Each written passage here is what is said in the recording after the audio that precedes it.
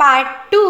Robin. बाजार पहुंचते ही robin की माँ उसे एक दुकान पर बैठाकर बोली, बेटा अभी बहुत सामान लेना है, इसलिए तुम यहाँ बैठकर चॉकलेट खाओ। मेरे साथ हर दुकान जाओगे तो थक जाओगे। अभी सब सामान लेने में समय लगेगा। मैं थोड़ी देर में सब लेकर आती हूँ, तब तक यहीं बैठो, कहीं जाना मत, समझ गए? ये कहकर वहाँ से चली जाती है। इधर रॉबिन शांत बैठने वालों में से तो था ही नहीं।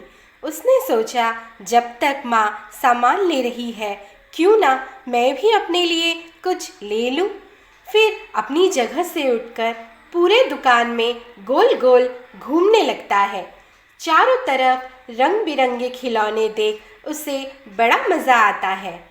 तभी उनमें से एक टेडी बेयर्स की नज़र पड़ती है और वो उसे देखकर बहुत खुश हो जाता है। फिर दुकान वालों से पूछता है कि अंकल, क्या ये टेडी मुझे दे देंगे? मम्मी आपको इसके पैसे दे देंगी। वो आदमी उस टेडी को हाथ में लेकर कहता, बेटा थोड़ी देर में तुम्हारी मम्मी आ जाएंगी, तब ले लेना। ये सुनकर वो थोड़ा दुखी हो जाता है, पर कुछ सोचकर दुकान वाले से कहता, क्या इस टेडी के अंदर अकल है? वरना दादी इसे घर के अंदर से भगा देंगी।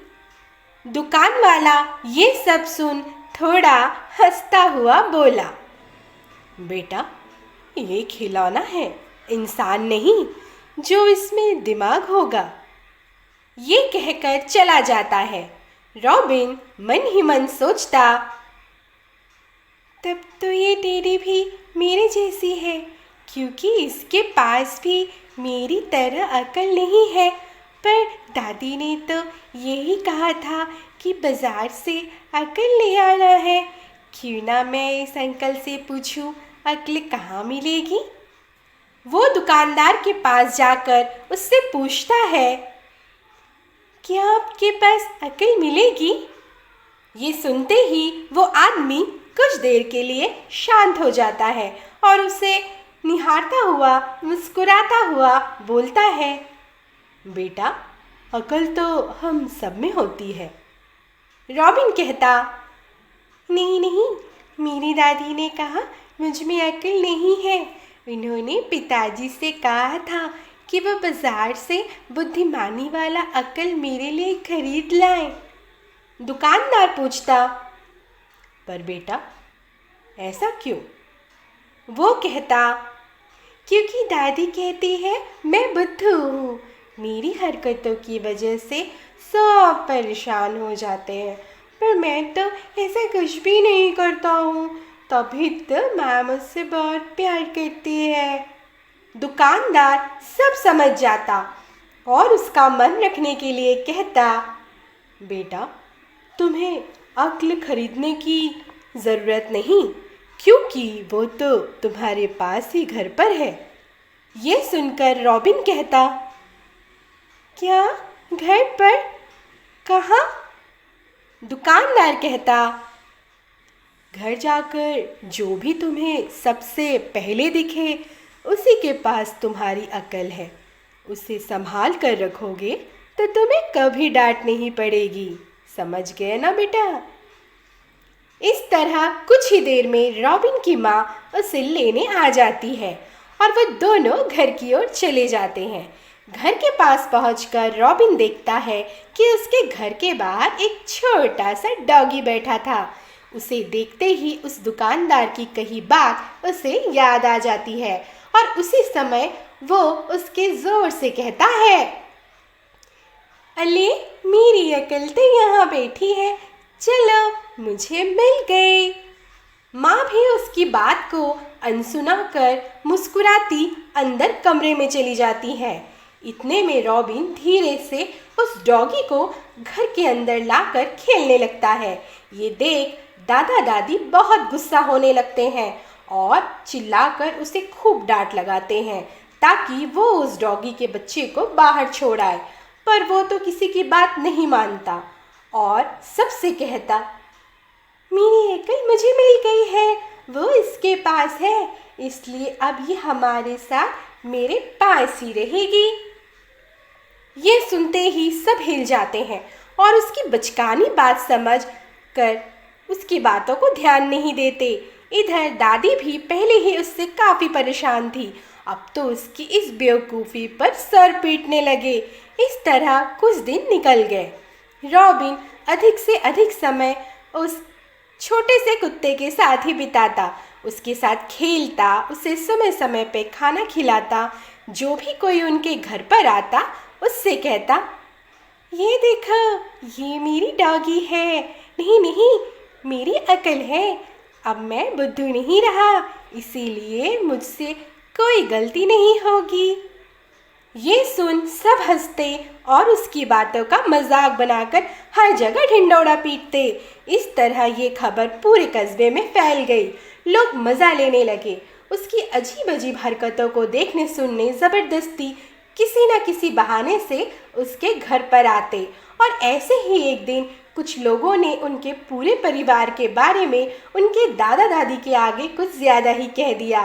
फिर क्या था, उन दोनों ने आओ देखा ना ताओ पूरे मोहल्ले को चेतावनी दे डाली, ताकि कोई भी उनके घर पर ना आए और ना ही उनके परिवार के खिलाफ अनाप शनाप बके।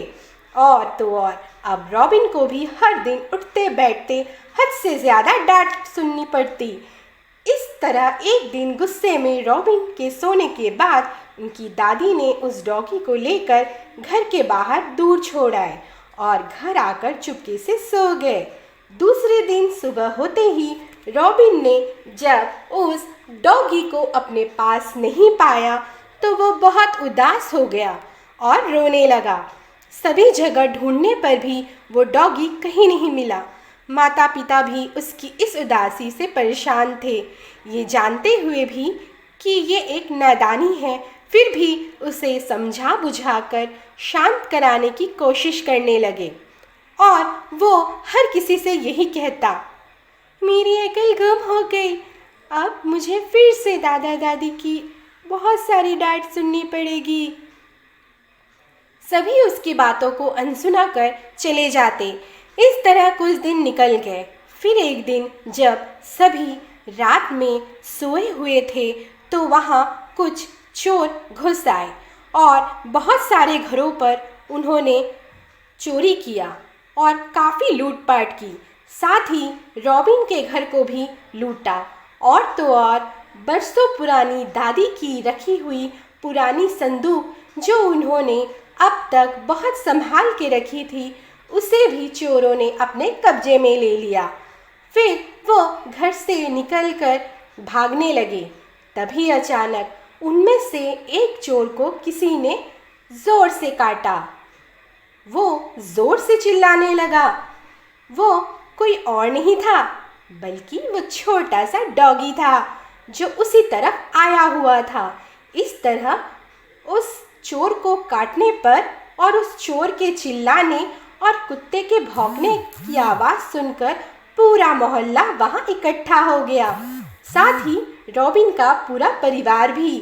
और इससे पहले कि चोर निकलकर भाग पाते, सभी लोगों ने उनकी नीयत को जानकर उन सब को दबोच लिया और पुलिस के हवाले कर दिया। इस तरह पूरा गांव लुटेरों की एक बड़ी लूट से उस डॉगी की वजह से बच गया। ये देख सभी हैरान थे कि जिस डॉगी का वे मजाक उड़ाते, आज उसी ने उनके घर के धरोहरों को बचा लिया। ये देख रॉबिन दौड़कर डॉगी को गले लगाकर कहता, अरे वाह, मेरी अकल, तू कहाँ चला गया था? तेरे बिना तो मैं बहुत उदास हो गया था। ये देख दादी इससे पहले कि कुछ कहती, उनकी नज़र अपने संदूक पर पड़ी जिसे चोरों ने लूटा था और वो सोचने लगी, आज इस जानवर ने इंसानों की बुद्धि को भी मात दे दी और बरसों पुरानी मेरी कीमती संदूक को बचा लिया। और मैं कहाँ इसे रॉबिन से दूर करना चाहती थी। इसने तो हमारे साथ पूरे इलाके की हिफाजत की। तभी रॉबिन जोर से चिल्लाता और कहता, देखा, तुम सबने देखा, मेरी अकल ने चोरों को सबक सिखा दिया। अब तो तुम सब मुझे बुद्धिमान कहोगे, है ना? सभी लोग उस लड़के की मासूमियत को देख सुन शर्मिंदा होने लगे और यही सोचने लगे कि हमने इसकी कितनी बुराई की। इनके परिवार का भी मजाक बनाया, इसकी हरकतों को हमेशा माफ़ तो किया, पर पीठ पीछे बुराइयां भी की।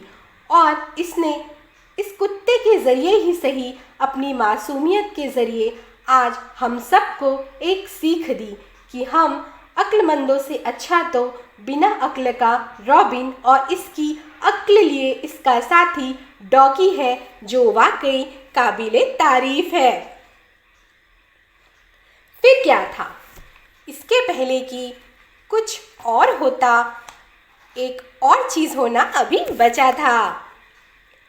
ये देख रॉबिन के माता पिता दादा दादी को भी रॉबिन पर खूब प्यार आया और अपनी सोच पर दादा दादी को बहुत गुस्सा आया, जो उन्होंने रॉबिन को बेवकूफ़ कहकर आज इस स्थिति में डाल दिया कि वो एक जानवर में अपना दिमाग ढूंढ रहा है और खुद को उसके बिना अधूरा।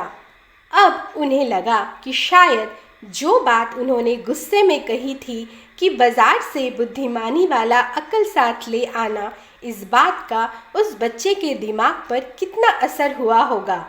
इस एहसास से उन्होंने जाना, ऐसी सोच से तो वाकई में रॉबिन की बुद्धि ही अच्छी।